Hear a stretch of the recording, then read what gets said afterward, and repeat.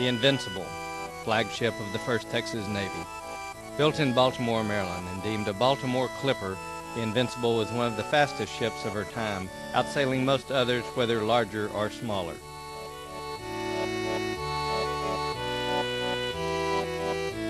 After purchased by the new Republic of Texas, the Invincible was outfitted with cannons and then a brave crew.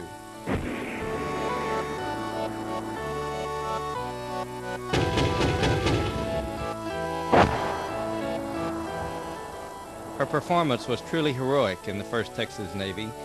She captured Mexican ships, and from those much larger Mexican warships, the crew took gunpowder and other supplies, which they then sent to Sam Houston and his men to help in the Battle of San Jacinto. Later, the Invincible was instrumental in keeping the Mexican ships from reinvading Texas from the Gulf of Mexico. What lies ahead is unknown, a source of mystery and apprehension.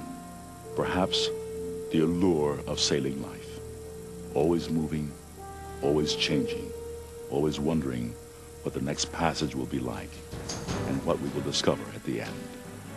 This time, our destination is home, the Chesapeake Bay and Baltimore.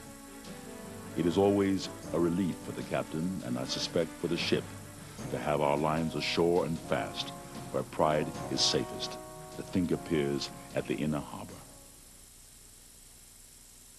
The story of the Pride of Baltimore can be told thanks to one city's determination to honor its seagoing heritage.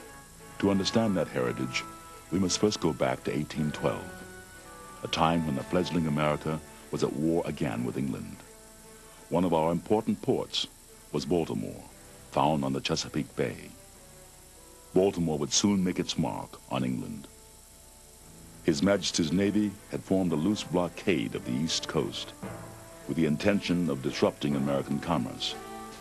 The only way to reliably deliver goods was aboard fast ships that could outrun the British frigates and ships of the line.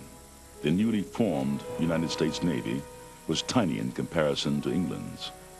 To even the odds, the President issued letters of marque and reprisal, documents authorizing private U.S. ship owners to attack any ship flying the British flag, confiscate their goods, and commandeer their vessel.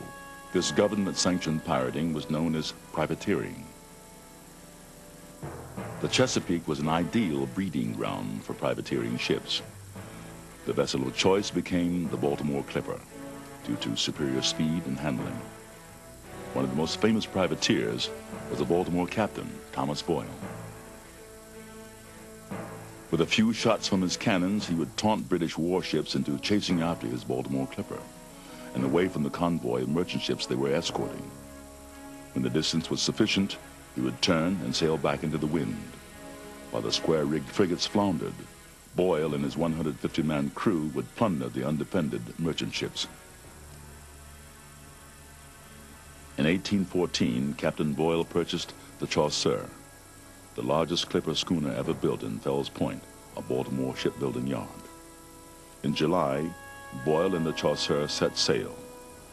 As she ran the blockade at the mouth of the Chesapeake, Captain Boyle set an unprecedented course, eastward across the Atlantic to Great Britain.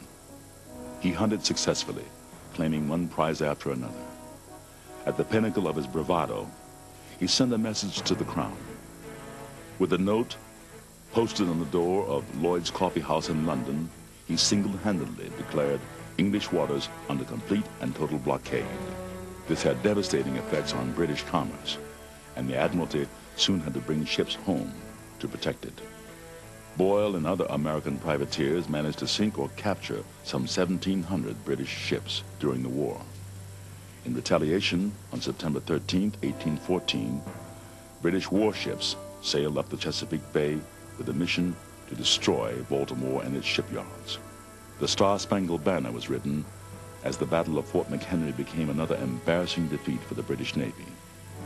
England was soon forced to end the war with America.